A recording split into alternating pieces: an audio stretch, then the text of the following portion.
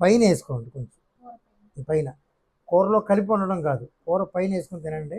కొన్ని రోజులకి మీకు అది నీట్గా ఇదైపోతుంది. సగ్గుబియ్యం జావ తాగండి. రాగి జావ పనిచేసేది వేరే విషయానికి. మనకి లో బీపీ కంట్రోల్ కావాలంటే కీరా, సగ్గుబియ్యం, తర్వాత సబ్జా గింజలు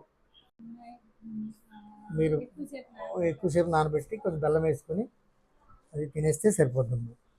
ఆహారంలోనే మీరు చూసుకోండి. లో బీపీ అని అంతే, హై బీపీ అని అంతే. ఉండడానికి జనరల్గా వీక్నెస్ ఉంది. 3:3 4 కొట్టుకుంటుంది. మీకు 6 6 8 అన్నా కొట్టుకోవాలి కనీసం. అంటే సకానికి పడిపోయింది. అది పల్సాక్స మీటర్ పెడితే మనకు కనిపించింది. బీపీ మీటర్ పెడితే కనిపించింది. బీపీ మీటర్కి మీ పేరు తెలీదు.